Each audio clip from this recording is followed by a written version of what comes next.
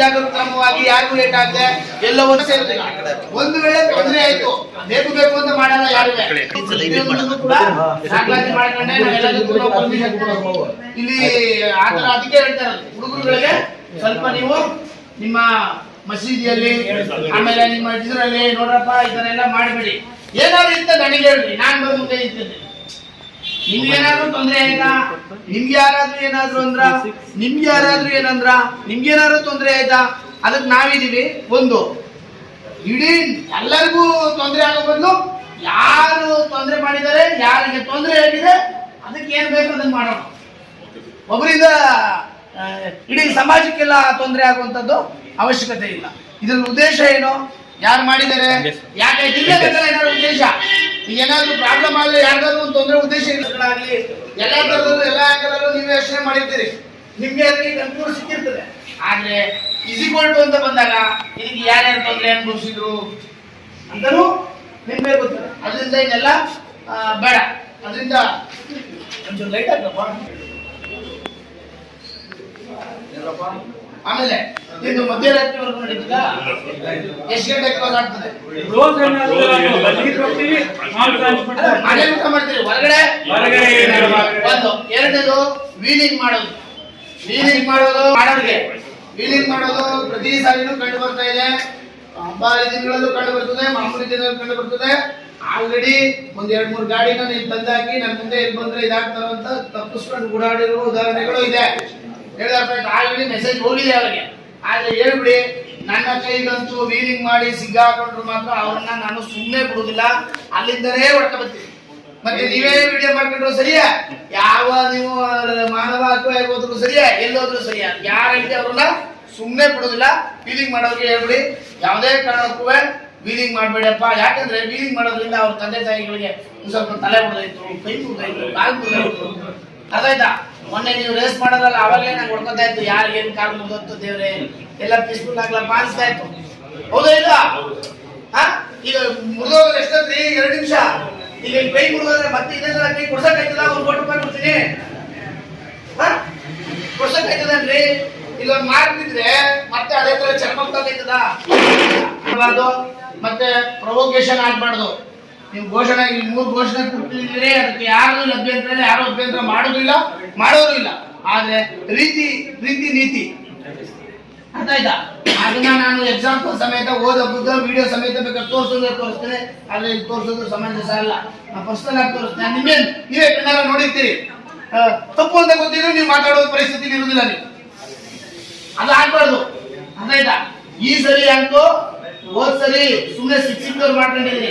ಈ ಸರಿ ಅಂತೂ ಕ್ಲೀನ್ ಆಗಿ ಅಲ್ಲೇ ಫೋಟೋ ಹೊಡೆದು, ಅಲ್ಲೇ ಅಡ್ರೆಸ್ ಬರೆದು, ಅಲ್ಲೇ ರಿಪೋರ್ಟ್ ಇಮಿಡಿಯೇಟ್ ನಾನು ಕಳಿಸ್ಕೊಟ್ಬಿಡ್ತೀನಿ ಹುಡುಗರನ್ನ. ಅರ್ಥ ಆಯ್ತಾ? ಆಮೇಲೆ ಪ್ರೊಸೆಷನ್ ಮುಗಿದ ಮೇಲೆ ಸೀದಾ ಅವರನ್ನ ನೀವೇ ಕರ್ಕೊಂಡು ನೀವು ಬಿಡ್ಬೇಕು ಅಂತ ಪರಿಸ್ಥಿತಿ ಆಗ್ಬಿಡುತ್ತೆ. ಆರಾಮಾಗಿ ಎಂಜಾಯ್ ಮಾಡಿ, ಹಬ್ಬ ಮಾಡಿ, ನಿಮ್ ಜೊತೆ ನಾವು ಇರ್ತೀವಿ. ಅರ್ಥ ಆಯ್ತಾ? ಖುಷಿಯಾಗಿ ಎಂಜಾಯ್ ಮಾಡಿ, ಅದರಲ್ಲಿ ಏನು ಅಬ್ಜೆಕ್ಷನ್ ಇಲ್ಲ. ಆಮೇಲೆ ಫೇಸ್ಬುಕ್, ವಾಟ್ಸ್ಆಪ್ ಯಾವುದೇ ತರದಂತಹ ಪ್ರವೋಕ್ ಆಗುವಂಥದ್ದು ಹಾಕ್ಬಾರ್ದು. ಒಂದು ವೇಳೆ ಹಾಕಿದ್ರೆ ಅವ್ರನ್ನು ಕೂಡ ನಾವು ಸುಮ್ಮನೆ ಬಿಡೋದಿಲ್ಲ. ನಮ್ದು Facebook, WhatsApp, Twitter, YouTube monitor ಆಗ್ತಾ ಇರ್ತದೆ. ಒಂದು ಬೀಟ್ ಕಾನ್ಸ್ಟೇಬಲ್ ಲೆವೆಲ್ ಅಲ್ಲಿ, ಎರಡನೇದು ತಾಲೂಕು ನಮ್ಮ ಸ್ಟೇಷನ್ ಲೆವೆಲ್ ಅಲ್ಲಿ, ಮೂರನೇದು ನಮ್ಮ DYSP ಲೆವೆಲ್ ಅಲ್ಲಿ, SP ಸಾಹೇಬ್ರ ಆಫೀಸ್ ಅಲ್ಲಿ ಎವ್ರಿ ಡೇ ಮಾನಿಟರ್ ಆಗ್ತಾ ಇರ್ತದೆ. ಸ್ಟೇಟ್ ಲೆವೆಲ್ ವರೆಗೂ ಮಾನಿಟರ್ ಆಗ್ತಾ ಇರ್ತದೆ. ನೀವು ಯಾರೇ ಹಾಕಿದ್ರು, ಆಮೇಲೆ ಇನ್ನೊಂದು ID ಕ್ರಿಯೇಟ್ ಮಾಡಿ ಹಾಕಿದ್ರು ಆಟೋಮೆಟಿಕ್ ಆಗಿ ನಮ್ಗೆ ಗೊತ್ತಾಗುತ್ತೆ, ಅವ್ರಿಗೆ ಪನಿಷ್ಮೆಂಟ್ ಸಿಕ್ಕೇ ಸಿಗುತ್ತೆ. ಆಮೇಲೆ ಎಲ್ಲಾ ಕಡೆ ನಮ್ಮ ಪೊಲೀಸರು ಇರ್ತಾರೆ, ನಾವು ಬಂದೋಬಸ್ತ್ ಹಾಕಿರ್ತೀವಿ. ಏನೇ ಇತ್ತು ಅಂತಂದ್ರೆ ಕೂಡಲೇ ನಮ್ಮ ಗಮನಕ್ಕೆ ತಗೋಬೇಕು.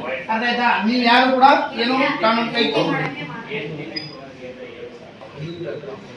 ಅಷ್ಟೇ. CC ಕ್ಯಾಮ್ರಾಮನ್ಗಳನ್ನ ಹಾಕ್ಬೇಕು. ಆಮೇಲೆ ಈ ಪ್ರಚೋದನಕಾರಿ ಪೋಸ್ಟ್ಗಳು ಹಾಕ್ಬಾರ್ದು. ಆಮೇಲೆ ಅದೇ ಇಷ್ಟೇ, ಅದು ಬಿಟ್ರೆ ಬೇರೆ ಏನಿಲ್ಲ. ಆಮೇಲೆ ಚೆಕ್ ಪೋಸ್ಟ್ಗಳು ಇರ್ತದೆ. ಅರ್ಥ ಆಯ್ತಾ? ನಾವೆಲ್ಲ ವೆಹಿಕಲ್ ಚೆಕ್ ಮಾಡ್ತಾ ಇರ್ತೀವಿ.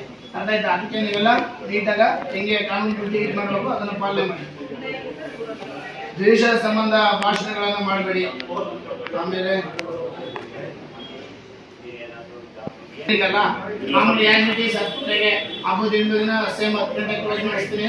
ಹಬ್ಬದ ದಿನ 10 ಗಂಟೆಗೆ ಕ್ಲೋಸ್ ಮಾಡಿಸ್ತೀನಿ. ಬೆಳಗ್ಗೆ ನಿಮ್ದು ಪ್ರೇಯರ್ ಇರ್ತದೆ, ಪ್ರೇಯರ್ ಮುಗಿಸ್ಕೊಂಡು ಮೆರವಣಿಗೆ ಬರ್ತೀರಾ, ಮೆರವಣಿಗೆ ಬಿಡ್ದು ನಿಮ್ಮ ಮನೆಯಲ್ಲಿ ನಿಮ್ಮ ಹಬ್ಬ ಆಚರಣೆಯನ್ನ ಆಚಾರ ಮಾಡಿಸ್ಕೊತೀರಾ, ಮಾಮೂಲಿ ಊಟ ಮಾಡ್ತೀರಾ, ಅಷ್ಟ್ಬಿಟ್ರೆ ಬೇರೆ ಏನು ವಿಶೇಷ ಇರೋದಿಲ್ಲ ಅಲ್ವಾ? ನೀವು ಏನಾದ್ರು ಹೇಳದಿದ್ಯಾ? ಮಾತಾಡಿ ಬೇಗ ಮಾತಾಡಿಲ್ಲ. ಎಲ್ರಿಗೂ ಅಡ್ವಾನ್ಸ್ ಆಗಿ ಬರ್ತೀವಿ ಶುಭಾಶಯಗಳು. ಎಲ್ಲರೂ ಕೂಡ ಬೆಳಗ್ಗೆದ್ದು ನಿಮ್ಮ ನಾವು ನೋಡಬೇಕು. ಇರೋದ್ರಲ್ಲಿ ಅಣ್ತಂದಿರಂಗಿದ್ದರೆ ಮುಂದಿನ ಒಂದು ತಲೆಮಾರಿಗೆ ನಾವು ಮಾರ್ಗದರ್ಶಕ ಆಗಿರ್ತೀವಿ. ಅಥವಾ ನಾವೇನಾದರೂ ಅದರಲ್ಲಿ ಕಲ್ಮಶ ಬೆಳೆಸೋಕ್ಕೆ ಶುರು ಮಾಡಿದ್ರೆ ಅದು ಮುಂದೆ ಬೆಳ್ಕೊಂಡೋಗುತ್ತೆ. ಈಗ ಯಾವುದೂ ಕಮ್ಮಿ ಇಲ್ಲ, ಎಲ್ಲ ವಾಚ್ ಮಾಡುತ್ತೆ ಸಮಾಜ. ನೀವೇನು ಮಾಡ್ತೀರಾ ಅನ್ನೋದು ಇನ್ನೂ ಸಮಾಜ ವಾಚ್ ಮಾಡ್ತಾರೆ, ಇನ್ನೂ ಸಮಾಜ ಏನು ಮಾಡ್ತೀವಿ ಅಂತ ನೀವು ವಾಚ್ ಮಾಡ್ತಾರೆ. ಅದು ಎಲ್ಲಿಂದ ಶುರು ಆಗುತ್ತೆ ಗೊತ್ತಾಗಲ್ಲ, ಯಾರು ಶುರು ಮಾಡ್ತಾರೆ ಅನ್ನೋ ಗೊತ್ತಾಗಲ್ಲ. ಇದು ಯಾವುದಕ್ಕೂ ಆಸ್ಪದ ಕೊಡೋದು ಬೇಡ. ಇದರಿಂದ ಹೆಂಗೆ ನಡ್ಕೊಂಡ್ಬರ್ಬೇಕು ಅಂತ ಆ ಥರ ಹಬ್ಬ ಆಗಿ ಎಲ್ಲರಿಗೂ ಒಳ್ಳೇದಾಗಲಿ, ಊರಿಗೂ ಒಳ್ಳೆಯದು. ಈ ಬಕ್ರೀದ್ ಹಬ್ಬ ಶುಭಾಶಯ ಹಾಗೂ ಕನ್ನಡದಲ್ಲಿ ಜಾಸ್ತಿ ಮಾತಾಡೋದು ಏನಾಗುತ್ತೆ ಅಂತಂದರೆ, ಈ ಹಬ್ಬ ನಮ್ಮದು ಆದಷ್ಟು ದಿನ ನಾವು ಮುಗಿಸಿ ಶಾಂತಿಯಿಂದ ನಾವು ಮೆರವಣಿಗೆಯನ್ನು ಹೆಂಗಿತ್ತು ಲಾಸ್ಟ್ ಟೈಮ್ ಹೆಂಗೆ ಮಾಡಿ ಆ ಥರ ಮಾಡ್ಕೊಂಡು ಹೋಗ್ತೀವಿ ಅಷ್ಟೇ. ನಮ್ಮದು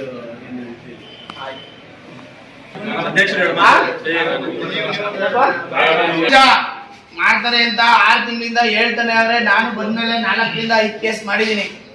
ಎಲ್ಲಿ ಮಾಡಿದೀನಿ ಅಂದ್ರೆ ಸುಭಾಷ್ ನಗರದಲ್ಲಿ ಮಾಡಿದೀನಿ, ಆ ಪರ್ಮಾನು, ಇಮ್ರಾನು ಮತ್ತೆ ಇನ್ನೊಂದು ಇಬ್ರು ಮೇಲೆ ಮಾಡಿದೀವಿ. ಅದರಿಂದ ಈ